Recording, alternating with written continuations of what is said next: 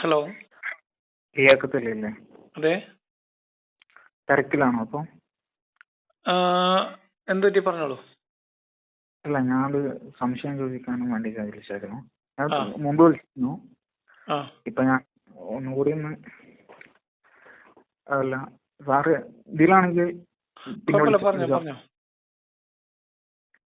ഈ പണ്ട് കാലത്തെ ഉം. ഈ ഫിലോസഫി, സയൻസ് ഇതൊന്നും ഡെവലപ്പ് ആവാതിരുന്ന കാലത്ത് ഉം. മുഹമ്മദ് എന്ത് മെത്തഡോളജി ഉപയോഗിച്ചുകൊണ്ടാണ് ഈ ഇസ്ലാമിലേക്ക് മനുഷ്യരെ ആകർഷിച്ചത്? ഫിലോസഫി ഡെവലപ്പ് ചെയ്യാത്ത കാലം എന്ന് പറഞ്ഞാൽ എനിക്ക് മനസ്സിലായില്ല. പറഞ്ഞാൽ ഈ ആശയപരമായിട്ട് ഇപ്പോഴല്ല, ഇപ്പം ഇന്റർനെറ്റ് ഇതൊക്കെ വന്നതോടുകൂടി ഓരോ ചർച്ചകളും ആ. അതേമാതിരി ആളുകളായിട്ടുള്ള ഇടപെടലുകളും ഉം. ഇതൊക്കെ അതേമാതിരി കുറെ ക്വസ്റ്റ്യൻസ് ഇല്ലേ, ഉം. ദൈവം ഉണ്ടോ ഇല്ലയോ, അങ്ങനത്തെ പിന്നെ അള്ളാഹു ആണോ അല്ലെങ്കിൽ മറ്റേതെങ്കിലും ദൈവങ്ങളാണോ എന്നുള്ള ഈ ചർച്ചകളൊക്കെ ഉം. ഇങ്ങനെ ആ ചർച്ചകളൊന്നും ഈ നൂറ്റാണ്ടിൽ തുടങ്ങിയതല്ലല്ലോ. ആ ചർച്ചകളൊക്കെ മുഹമ്മദ് നബിയുടെ ആയിരക്കണക്കിന് വർഷങ്ങൾക്ക് മുമ്പ് ലോകത്ത് നടക്കുന്നതാണ്. ഇവര് പറയുന്നത് സയൻസ് വെച്ചാണ്ട് ഇസ്ലാമില് ലോജിക് വെച്ചാണ്ട് ഇസ്ലാം ഡെവലപ്പ് ചെയ്യാൻ കഴിയും. ലോജിക് വെച്ചും സയൻസ് വെച്ചിട്ടൊന്നും അല്ല ഇസ്ലാം ഡെവലപ്പ് ചെയ്തത്. അല്ല, ഇന്ന് ഇവര് ഉന്നയിക്കുന്ന വിമർശനം പറഞ്ഞാല് ഇത് എന്തോ ലോജിക് വെച്ച് തെളിയിക്കാൻ പറ്റും. ലോജിക്കും സയൻസ് ഒന്നും വെച്ച് ഇസ്ലാം തെളിയിക്കാൻ പറ്റില്ല. ഇസ്ലാമിന്റെ എന്താ പറയാ, ഇപ്പൊ ദൈവവിശ്വാസം ഉള്ള ആളുകൾക്ക് പോലും അതിന്റെ ദൈവികത തെളിയിക്കാൻ കഴിയില്ല. മീൻസ് അവരെ ബോധ്യപ്പെടുത്താൻ പോലും കഴിയില്ല. അപ്പം ഈ പ്രപഞ്ചത്തിന്റെ പിന്നിൽ ഒരു സൃഷ്ടാവുണ്ട് അല്ലെങ്കിൽ ഇതിന്റെ പിന്നിൽ ഒരു ശക്തി ഉണ്ടെന്ന് വിശ്വസിക്കുന്നവരെ പോലും ലോജിക് വെച്ചിട്ട് ഇസ്ലാം ആ ദൈവത്തിൽ നിന്നുള്ളതാണെന്ന് പ്രൂവ് ചെയ്യാൻ കഴിയില്ല. ആ വഴി സാധ്യത ഞാൻ പരമാവധി അന്വേഷിച്ചതാണ്. അതെ, ഇവർ ഈ ഇന്റർനാഷണൽ ലെവലിലൊക്കെ ഈ മുഹമ്മദ് ഇജാബ് എന്നൊക്കെ പറഞ്ഞ ആൾക്കാരില്ലേ, ഭയങ്കര ഇസ്ലാമിസ്റ്റ് ഡിബേറ്റർ ഒക്കെ ആയിട്ടുള്ള അദ്ദേഹം കുറെ ഉന്നയിക്കുന്ന വാദങ്ങൾ എന്നൊക്കെ പറഞ്ഞാൽ അവര് ദൈവത്തിനെ തൊടുന്നില്ല, അള്ളാഹുവിനെ തൊടുന്നില്ല. ഇവര് മെയിനായിട്ട് ദൈവത്തെ എടുത്താണ്ട് അവര് തീസ്റ്റ് എത്തിസ്റ്റ് ചർച്ചയിൽ ഇസ്ലാമിന് ഒരു പങ്കുമില്ല, ഒരു റോളും ഇല്ല. പക്ഷെ ഇവര് എത്തീസും ഒക്കെ ഇസ്ലാമിന്റെ ഒക്കെ മുൻപ് എത്രയോ കാലങ്ങൾക്ക് മുൻപ് ഇവിടെ തീസ്റ്റുകളൊക്കെ ഉള്ളതാണ്. അതിലെ ഒരു വിഭാഗമാണ്. അതില് ഇസ്ലാം അല്ലാത്ത എല്ലാ എന്താ പറയാ തിയോളജികളും പ്രശ്നമാണെന്ന് തെളിയിക്കണം. ഇസ്ലാം മാത്രമാണ് ദൈവത്തിൽ നിന്നുള്ളതെന്നാണ് അവരുടെ വാദം. അതാണ് തെളിയിക്കേണ്ടത്. അല്ലാതെ എത്തീസ്റ്റ് ചർച്ചയിൽ ഇസ്ലാമിന് എന്താ? ഇവര് ഫിലോസഫിക്കലായിട്ട് അല്ല, നമ്മളിങ്ങനെ ലോജിക്കലായിട്ട് ഭയങ്കര കൺഫ്യൂഷൻ ആക്കും. ഭയങ്കര എന്തോ എന്താണ് ഒരു എക്സാമ്പിൾ പറയോ? അങ്ങനെ കൺഫ്യൂഷൻ ആയിട്ടില്ല, അത് ഞാൻ ചോദിച്ചാ. അതല്ല, ഞാൻ വിളിച്ചതാണ്. 2 പ്രാവശ്യം വിളിക്കണം. ഞാൻ ഇപ്പം ദൈവം ഉണ്ടോ ഉണ്ടില്ല എന്നുള്ളൊരു ക്യാപ്ഷൻ കൊടുത്താണ്ട് വരുന്നുണ്ടായിരുന്നു. അതില് വർത്താനം പറഞ്ഞ ഒരാളാണ്. മനസ്സിലായി. ഫിലോസഫിക്കലി എന്ത് കൺഫ്യൂഷൻ അവർക്ക് ഉണ്ടാക്കാൻ പറ്റുന്നത്? ഇവരെന്ന് പറഞ്ഞാല് ഇപ്പം നമ്മളിപ്പം പടച്ചവനെ കുറിച്ച് ചോദിച്ചാൽ ഇവര് നേരെ അള്ളാഹുവിനെ കുറിച്ച് ആദ്യം പറയുന്നത് ഒരു ദൈവം ഉണ്ടോ ഉണ്ടില്ല, നിങ്ങൾക്ക് ദൈവം ഉണ്ടെന്ന് വിശ്വാസം ഉണ്ടോ, നിങ്ങളുടെ എത്തിസ്റ്റ് ആണോ? ഞാനിപ്പോ UAE ഇപ്പം പുതിയ വിശ്വസിക്കണോല് പിന്നെ ഇസ്ലാമിസ്റ്റുകളോട് തർക്കിക്കേണ്ട കാര്യമില്ലല്ലോ. ദൈവത്തിന്റെ എന്നല്ലെന്ന് അവർക്ക് തന്നെ മനസ്സിലാവും. ഒരു മതത്തിൽ ഇവര് ദൈവം ഉണ്ടോ ഇല്ലേ എന്നുള്ളത്, അല്ലെങ്കിൽ ദൈവവിശ്വാസം ഉണ്ടോ ഇല്ലേ എന്നുള്ളത്, ഇസ്ലാം എന്ന് പറയുന്ന മതം ശരിയാണോ തെറ്റാണോ എന്ന് ചർച്ചയിൽ പ്രസക്തമേ അല്ല. അപ്പോ ദൈവമുണ്ട് എന്ന പ്രതലത്തിൽ നിന്നുകൊണ്ടാണ് മതങ്ങൾ തമ്മിലുള്ള തർക്കങ്ങൾ എപ്പോഴും നടക്കുക. അപ്പൊ ഇസ്ലാമുമായി ബന്ധപ്പെട്ട ചർച്ചകളിലേക്ക് ദൈവമില്ല എന്ന് പറയുന്നതിനെ സംബന്ധിച്ച് ഇസ്ലാം പ്രത്യേകിച്ച് പരിഗണിക്കേണ്ട കാര്യം പോലും അല്ല. അതേ സമയത്ത് ഇസ്ലാം സംസാരിക്കുമ്പോൾ ഇസ്ലാമിന്റെ അവകാശവാദം എന്താ? ഇസ്ലാം മാത്രമാണ് ദൈവികമായിട്ടുള്ളത്. ദൈവത്തിന്റെ ഏറ്റവും അൾട്ടിമേറ്റ് ആയിട്ടുള്ള മത നിയമമായിട്ട് ദൈവം പഠിപ്പിച്ചത് ഇസ്ലാമാണ്. അതെങ്ങനെയെന്നാണ് അവർ പ്രൂവ് ചെയ്യേണ്ടത്. എന്തിനാണ് ഈ ദൈവം ഉണ്ടോ ഇല്ലേ നിങ്ങൾ ആദ്യം പറയുന്നിട്ട് ബാക്കി ചർച്ച എന്ന് പറയുന്നത് എന്താ വെച്ചാൽ, അങ്ങനെ പറയുമ്പോൾ നമ്മൾ ഇതിനൊരു ശക്തി ഉണ്ട് എന്ന് തെളിയിച്ചാൽ, മീൻസ് അങ്ങനെ ഒരു സംഗതി ഉണ്ട് നമ്മൾ വിശ്വസിക്കുന്നുണ്ട് എന്ന് പറഞ്ഞാൽ, അപ്പൊ പിടിച്ച ആ ദൈവത്തിന്റെ സിഫത്ത് അത് ഇത് എന്നൊക്കെ പറഞ്ഞാൽ അങ്ങനെ പോകാം. അതിന് വേണ്ടിയിട്ടാണ്. അതേ സമയത്ത് ഇസ്ലാം അള്ളാഹു എന്ന് പറയുന്ന ദൈവത്തിനപ്പുറത്തേക്ക് ഇസ്ലാം എന്ന് പറയുന്ന ഒരു മതമാണ് ഇവിടെ സംസാര വിഷയം. അതിന് ദൈവം ഉണ്ടോ ഇല്ല എന്നുള്ള ചർച്ചയിലേക്ക് പോകണ്ട. ഇസ്ലാം എന്ന് പറയുന്നത് മനുഷ്യരുടെ ഭൗതിക ജീവിതവുമായി ബന്ധപ്പെട്ട വ്യവഹാരങ്ങളിൽ ഏർപ്പെടുന്ന ഒരു പ്രത്യയശാസ്ത്രമാണ്. ഇവരുടെ മെയിൻ ടെക്നിക്ക് അതാണ്. ദൈവമുണ്ട് എന്ന് വിശ്വസിക്കുന്നവർക്കും ഇല്ല എന്ന് വിശ്വസിക്കുന്നവർക്കും അല്ലെങ്കിൽ അതിനെക്കുറിച്ച് കാര്യമായിട്ട് പരിഗണിക്കാത്ത ആളുകൾക്കും അഗ്നോസ്റ്റുകൾക്കും ഒക്കെ ഇസ്ലാം എന്ന് പറയുന്ന ഒരു ഭൗതികമായ നിലനിൽപ്പിനെ ചോദ്യം ചെയ്യാനുള്ള അവകാശമുണ്ട്. അതിന് മറുപടി പറയാനുള്ള ബാധ്യതയും ഇസ്ലാമിന്റെ ദൈവപ്രവർത്തനം നടത്തുന്നവർക്കുണ്ട്. ഇവര് ദൈവവിശ്വാസം ഇല്ല എന്ന് പറയണവന് പിന്നെ നിങ്ങളോട് തർക്കിച്ചിട്ടേ കാര്യമില്ല എന്നാണ് പറയുക. ഇത്ര എഡ്യൂക്കേറ്റഡ് ആയിട്ടുള്ള ആളുകൾ ഇതിനെ ഇന്ററപ്റ്റ് ചെയ്ത് ഇത്രയും ഇതാക്കുള്ള സംഭവം ഈ ഖുർആൻ വായിച്ചാൽ തന്നെ ഇവർക്ക് മനസ്സിലാവും ഇതൊരു ബാലിശമായ സാധനമാണ്. പക്ഷെ ഇതിന് വാചാടോപം എന്നാണ് ഇവർ കാണിക്കുന്ന കസർത്തിന് പറയാം. വാചക കസർത്ത് കൊണ്ട് ആൾക്കാരെ മുന്നിൽ നിൽക്കുന്ന ആൾക്കാരെ ഒന്ന് കൺഫ്യൂസ് ചെയ്യിപ്പിക്കാൻ പറ്റുന്നു മാത്രമേ ഉള്ളൂ. അത് ഇവരുടെ ഷൗട്ടിങ് മനസ്സിലായോ? ഇവര് ഭയങ്കര അഗ്രസീവ് ആയിട്ട് സംസാരിക്കും. അപ്പൊ അതൊന്നും ആൾക്കാർക്ക് അത്ര താല്പര്യം ഉണ്ടാവില്ല. മുഹമ്മദ് ഹിജാബ് എന്നൊക്കെ പറയുന്നത് ഒരു ടിപ്പിക്കൽ ജിഹാദിയാണ്. അവന്റെ ശരീരഭാഷയും ഒക്കെ വളരെ എന്താ പറയാ അറഗന്റ് ആയിട്ടുള്ള ഒരു ജീവിയാണത്. മറ്റുള്ള മനുഷ്യരെ കുറിച്ചും അവരുടെ വീട്ടുകാരെ കുറിച്ചൊക്കെ വളരെ മോശം, ഒരു ഉളുപ്പില്ലാതെ വിളിച്ചു പറയും. അതിന് ഖുറാനിൽ ഹദീസിൽ തെളിവുണ്ടെന്ന് ന്യായീകരിക്കുകയും ചെയ്യുന്ന ആളാണ് മുഹമ്മദ് ഹിജാബ്. ഇപ്പൊ ഈ അബൂബക്കർ ഉർവയോട് പറഞ്ഞ തെറി പണ്ട് ഏതോ ഒരു ഇസ്ലാം മത വിമർശകനെതിരെ തെറി പറയാൻ മുഹമ്മദ് സമീറിനെതിരെയോ അവരുടെ വൈഫിനൊക്കെ കൂട്ടി എന്തൊക്കെ വൃത്തികേട് വിളിച്ചു പറയുമ്പോൾ അങ്ങനെ പറയാൻ അവന് അവകാശം ഉണ്ടെന്നും അത് സഹാബിമാരുടെ അടുത്ത് മാതൃക ഉണ്ടെന്നും പറഞ്ഞിട്ട് ഈ തെളിവ് പിന്നെ പബ്ലിക്കിലിട്ട ആളാണ് മുഹമ്മദ് ഹിജാബ്. അതായത് അവൻ വിളിച്ച തെറി ന്യായീകരിക്കാൻ വേണ്ടി അത് പണ്ട് സഹാബിമാർ ചെയ്തിട്ടുള്ളതാണ്, താബികൾ ചെയ്തിട്ടുള്ളതാണ്. അപ്പൊ അതുകൊണ്ട് നമുക്ക് ഇസ്ലാമിന്റെ ശത്രുക്കൾക്കെതിരെ അങ്ങനെ ചെയ്യുന്നതിൽ കുഴപ്പമില്ല എന്ന് ന്യായം പറഞ്ഞ ആളാണ്. ിലൊക്കെ പോയി നല്ല എഡ്യൂക്കേറ്റഡ് ആയിട്ടുള്ള പീപ്പിൾ തന്നെയാണ് അവര്. ഓക്സ്ഫോർഡോ എന്തോ ഹാർഡ്വർക്ക് ആയിട്ടും കാര്യമില്ല. തിയോളജിയിലൊക്കെ നമ്മള് ചാണകം കൊണ്ട് പായസം ഉണ്ടാക്കിയിട്ട് കാര്യമൊന്നുമില്ലല്ലോ. ഇല്ല, ഇത്ര എഡ്യൂക്കേറ്റഡ് ആയിട്ട് ആൾക്കാർ എന്തിനാണ് ഈ ഇതിന് നിൽക്കുന്നതെന്നാണ്. ഇത് ഇപ്പൊ നമ്മൾ ഈ കാണുന്ന പലതും കച്ചവട കസർത്തുകളാണ്. പലതും കച്ചവട കസർത്തുകളാണ്. ഈ ദഅവ പ്രവർത്തനം, ദഅവ ബിസിനസ് എന്ന് പറഞ്ഞാൽ ഭയങ്കര ലാഭകരമായ ബിസിനസ്സാണ്. ഇഹത്തിലും പരത്തിലും ലാഭം കിട്ടുമെന്ന വിശ്വാസത്തിൽ ഈ ബിസിനസ് ചെയ്യുന്നവരാണ് കൂടുതൽ. അത് ഈ ലോക പ്രശസ്ത ദാഴിമാരുടെയൊക്കെ സമ്പത്തൊന്ന് പരിശോധിച്ചാൽ മതി. UAE ടീമിൽ തന്നെയാണെങ്കിലും കുറച്ച് ആൾക്കാർ നല്ല പഠിച്ചവരൊക്കെ ഉണ്ടെന്ന് തോന്നും. എന്തായിട്ട് കച്ചവടമാണ്. UAE എന്ന് പറയുന്ന ചാനൽ പക്ക കച്ചവട ചാനലാണ്.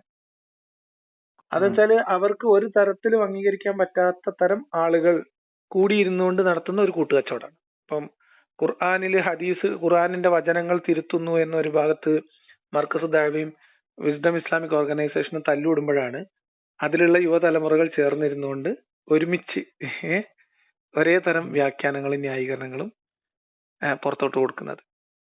അപ്പോ അത് കേവലമായ കച്ചവടം അല്ലെങ്കിൽ പൊളിറ്റിക്സ് എന്നൊക്കെ കാണുന്ന തരം ഇടപാടുകൾ മാത്രമാണ്.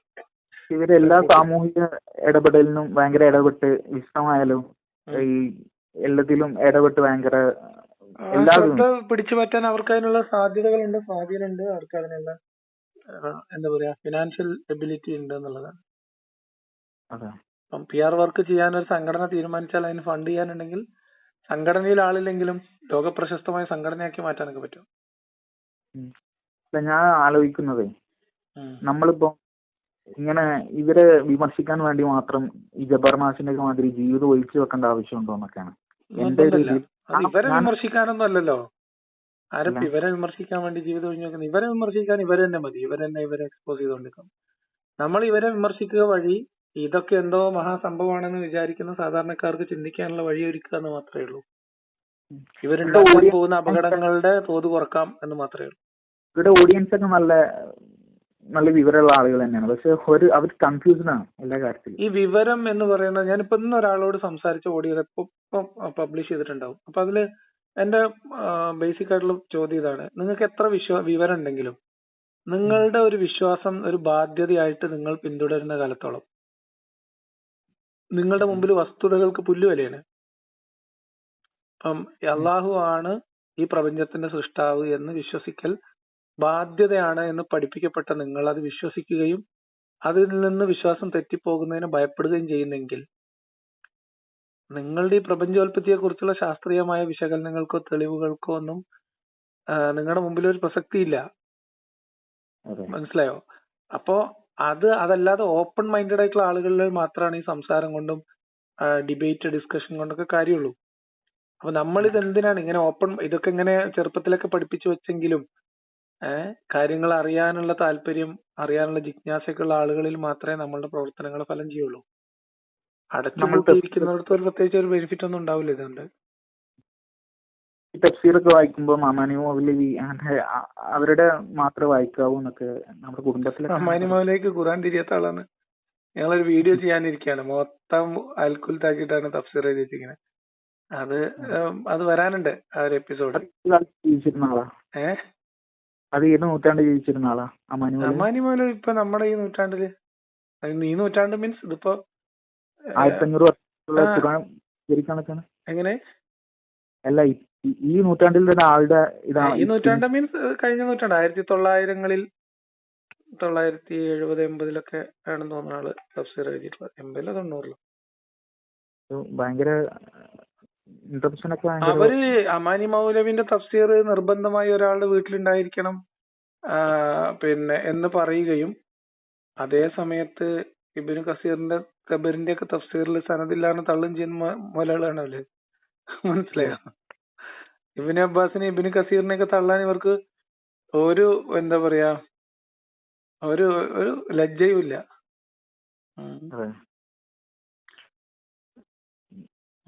അങ്ങനെയാണ്. അതങ്ങനെ ഇതൊക്കെ ഒരു കച്ചവടമാണെന്നേ. എല്ലാം ഇതങ്ങനെ നടന്നു പോകും. താങ്കൾ എങ്ങനെയായിരുന്നു ഇതിന്റെ തുടക്കം? എഡ്യൂക്കേറ്റഡ് ആയിട്ട് ഇസ്ലാമിനെ കുറിച്ച് പഠിക്കാനും? അത് നമ്മള് ഇപ്പൊ ഒരു വിശ്വാസിയുടെ ബാധ്യതയാണല്ലോ ഇതിനെ കുറിച്ച് പഠിക്കലും, ഇതിലെ സത്യത്തിലെത്തലും, സ്വർഗത്തിലെത്താൻ വേണ്ടി ശ്രമിക്കലും, അർത്ഥറിഞ്ഞ് ഖുർആൻ വായിക്കലൊക്കെ. അപ്പൊ മദ്രസ കാലം കഴിഞ്ഞാൽ പിന്നെയും നമ്മൾ ഇത് പഠനം തുടരും. അതിന് നമ്മൾ പല രീതികൾ അവലംബിക്കും. ഉസ്താദുമാരുടെ പ്രഭാഷണങ്ങൾ ഉണ്ടാവും, പുസ്തകങ്ങൾ ഉണ്ടാവും. അങ്ങനെ പിന്നെ നമുക്ക് ഇവര് തമ്മിലുള്ള ഈ പടലപ്പണക്കവും ഈ തമ്മിത്തല്ലും ഒക്കെ കണ്ടിട്ട് വിഷമിച്ചൊരു കാലമൊക്കെ ഉണ്ട്. അപ്പൊ ആ സമയത്താണ് നമ്മൾ കുറച്ചുകൂടി ആഴത്തില് ഇത് പഠിക്കണം, ഇവരെയൊന്നും നമ്പിയാൽ നമ്മളെ സ്വർഗം കല്ലെത്താവെന്ന് തോന്നിയിട്ട് ഇതിലെ സത്യം എന്താണ് മനസ്സിലാക്കാൻ നമ്മൾ ഇവരൊക്കെ ഈ പറയുന്നതിലെ വസ്തുതകൾ പരിശോധിക്കാൻ തുടങ്ങി. ആദ്യമൊക്കെ നമ്മൾ പരിശോധിച്ചത് ഇവര് തമ്മിലുള്ള അടിയില് ആരുടെ ഭാഗത്താണ് ശരി എന്ന് നോക്കാനാണ്. ഈ സുന്നി മുജാഹിദ് തർക്കം. അങ്ങനെ നമ്മൾ പഠിച്ചു പോകുമ്പോഴാണ് ഇത് രണ്ടിലും ചില പ്രശ്നങ്ങൾ ഉണ്ടല്ലോ. നമ്മൾ തിരയാത്ത കുറെ സാധനങ്ങൾ നമ്മളിങ്ങനെ ആണല്ലോ. നമ്മളൊരു സാധനം തെരഞ്ഞുകൊണ്ടിരിക്കുമ്പോ നമുക്ക് അപ്പോ ആവശ്യമില്ലാത്തതും എന്നാൽ പ്രധാനപ്പെട്ടതായിട്ടുള്ള ചില സാധനങ്ങൾ നമുക്ക് കിട്ടുമല്ലോ. അങ്ങനെയാണ് പിന്നെ പഠനം വേറെ രീതിയിലേക്കൊക്കെ പോകുന്നത്. ഭയങ്കര ഇത്രയും വാസ്റ്റ് ആയിട്ടുള്ള ഒരു ഏരിയ കവർ ചെയ്ത് അതിന് സത്യം മനസ്സിലാക്കാൻ ഭയങ്കര പാടാണ്. അങ്ങനത്തെ പാടൊന്നുമില്ല. ഇപ്പൊ ആളുകൾക്ക് ഇത് വളരെ ലളിതമായിട്ട് മനസ്സിലാക്കാം, ഇത് വളരെ സങ്കീർണമായിട്ട് ഇതിനകത്ത് കുടുങ്ങിക്കിടക്കാം. പിന്നെന്താ പറഞ്ഞാൽ സാധാരണക്കാരായിട്ടുള്ള ആളുകൾക്ക് പലർക്കും ഇതിനെ കുറിച്ചൊന്നും ആലോചിക്കാനും ചിന്തിക്കാനുള്ള സമയമില്ല. അവർക്ക് അതിനുള്ള ഒരു പ്രിവിലേജ് ഇല്ല ലൈഫില്. അതായത് അവരവരുടെ ജീവിത പ്രാരാബ്ദങ്ങളും കടവും പ്രശ്നവും ജോലിയും അസുഖവും അങ്ങനെ പോകുന്നതിനിടയിൽ ചെറുപ്പത്തിൽ നമ്മൾ പഠിപ്പിച്ചു തന്നതിൽ വിശ്വസിക്കുകയും ആ പ്രാർത്ഥനയിൽ അഭയം പ്രാപിക്കുകയും അങ്ങനെ അങ്ങ് ജീവിച്ചു പോവുകയും ചെയ്യുന്നവരാണ് കൂടുതൽ ആളുകളും. പക്ഷെ അവരിലും ചിന്തിക്കുന്നവരുണ്ടാവും. പക്ഷെ അങ്ങനെ ഇരുന്ന് ചിന്തിക്കാനും ഇരുന്ന് വായിക്കാനും പഠിക്കാനും സമയമില്ലാത്ത ആളുകൾക്കും ചെറിയ രീതിയിലൊക്കെ ചിന്ത ഇട്ട് കൊടുക്കാൻ നമുക്ക് പറ്റും. നമ്മൾ ഈ സ്വർഗവും അതൊക്കെ എക്സ്പെക്ട് ചെയ്ത് പോകുമ്പോഴും നമ്മള് ഇങ്ങനെ ഇല്ലാന്ന് മനസ്സിലാക്കുമ്പോ ഭയങ്കര ഒരു യാഥാർത്ഥ്യത്തോട് പൊരുത്തപ്പെടാനൊരു പ്രയാസം ഉണ്ടാവും, സമയമെടുക്കും. അത് അങ്ങനെ വലിയ പ്രയാസമല്ല. പക്ഷെ ഞാനിപ്പോ പഠിച്ചു വരുന്നുള്ളൂ. ഇപ്പൊ ഒരു 17 വയസ്സൊക്കെ ആയിട്ടുള്ളൂ. പഠനം നടക്കട്ടെ, ഒന്നും അർജന്റ് ആക്കണ്ട. ഞാനന്ന് പറഞ്ഞു തന്നെ എനിക്ക് ഇപ്പോഴും പറയാനുള്ളത്. പല അസുഖങ്ങളൊക്കെ വന്ന് അങ്ങനെ മെന്റലി ഭയങ്കര പോയി. സമാധാനമായിട്ടിരിക്കും. അസുഖത്തിനുള്ള ട്രീറ്റ്മെന്റും കാര്യങ്ങളൊക്കെ പ്രോപ്പറായിട്ട് ചെയ്യുക. കാര്യങ്ങൾ നടക്കട്ടെ. ഭയങ്കര ഇതാണ്. ഇപ്പൊ പിന്നെ യാഥാർത്ഥ്യത്തോട് ഇങ്ങനെ പൊരുത്തപ്പെട്ട് ഇങ്ങനെ പോരും. അതിന് സമയം എടുക്കും. അത് നമുക്ക് ഭയങ്കര സ്ട്രെസ്ഫുൾ ആണ് ഈ സംഭവം. അതുവഴി കടന്നു പോകുന്നവർക്ക് അറിയും. എനിക്ക് മനസ്സിലായി. ഭയങ്കര ആശ്വാസം. പക്ഷെ പണ്ടൊക്കെ തുടക്കത്തില് ഭയങ്കര കൺഫ്യൂഷൻ. അവിടുന്ന് എടുത്ത് വായിക്കുമ്പോൾ അങ്ങനെ നമ്മൾ പതിയെ സമാധാനത്തിലേക്കുള്ള യാത്ര തുടങ്ങുകയാണ്. അവിടെ തിരിച്ചറിവുകളിലൂടെ നമ്മൾ സമാധാനത്തിലേക്ക് എത്തും. സമാധാനായിട്ടിരിക്കൂ. നടക്കട്ടെ. നിങ്ങൾ പഠനത്തിൽ ശ്രദ്ധിക്കും. ഞാൻ അന്ന് പറഞ്ഞ പോലെ തന്നെ നമ്മളെ വിദ്യാഭ്യാസത്തിൽ കൂടുതൽ ശ്രദ്ധിക്കുക. അതിനുവേണ്ടി കൂടുതൽ സമയം ചെലവഴിക്കും. ഓക്കെ, ശരി ശരി.